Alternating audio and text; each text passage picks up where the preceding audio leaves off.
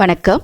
இன்றைக்கி பீட்ரூட் பொரியல் ஹோட்டலில் பண்ணுற மாதிரி எப்படி செய்யலாம் அப்படிங்கிறத பார்க்கலாம். ஸோ நான் அதுக்கு முதல்ல ஒரு பேனில் 2 டேபிள் ஸ்பூன் நல்லெண்ணெய் சேர்த்துருக்கேன். நல்லெண்ணெய் நல்லா காயணும், அது வரைக்கும் வெயிட் பண்ணலாம்.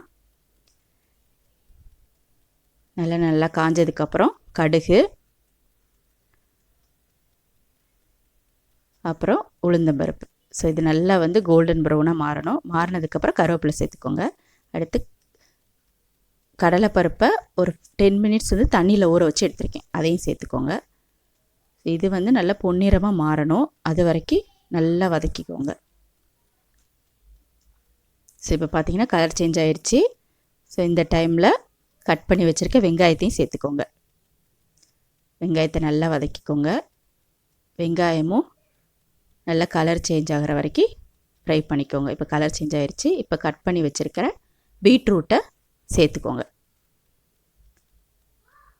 ஸோ ஹோட்டல்லாம் பார்த்தீங்கன்னா கடலைப்பருப்பு போட்டு பண்ணியிருப்பாங்க, ரொம்ப டேஸ்ட்டாக இருக்கும். ஸோ நம்மளும் அதே மாதிரியே ட்ரை பண்ணலாம். நல்லா வதக்கிக்கோங்க. அடுத்து உப்பு தேவையான அளவு சேர்த்துக்கோங்க. அடுத்து அதையுமே நல்லா வதக்கிட்டு 2 டேபிள் ஸ்பூன் தண்ணி, ரொம்ப தண்ணி ஊற்றணும்னு அவசியம் கிடையாது, போட்டு நல்லா மிக்ஸ் பண்ணிவிட்டு மூடி போட்டு ஒரு 5 மினிட்ஸ் நம்ம வேக வைக்கலாம்.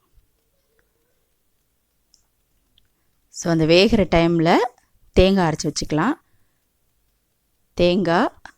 தேங்காவோட 3 மிளகாய், ஏன்னா நம்ம மிளகாய் இன்னும் சேர்க்கலை, தேங்காவோட அரைச்சி போடலாம். 3 மிளகாய் நான் போட்டிருக்கேன், உங்களுக்கு காரத்துக்கு ஏற்ற மாதிரி போட்டுக்கோங்க. அடுத்து 1 ஸ்பூன் ஜீரகம்.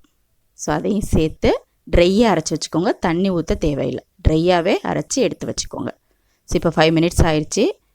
பார்த்தீங்கன்னா தெரியும், தண்ணி எல்லாமே வற்றி பீட்ரூட் நல்லா வெந்துருச்சு.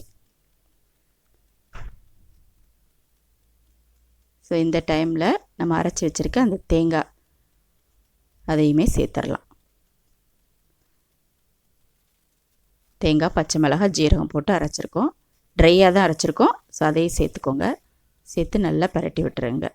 ஸோ இந்த மாதிரி பண்ணால் ஹோட்டலில் எப்படி தருவாங்களோ அதே டேஸ்ட் நம்மளுக்கு கிடைக்கும். அதே மாதிரி காரம் எல்லா இடத்துலையும் ஈவனாக உங்களுக்கு இருக்கும்.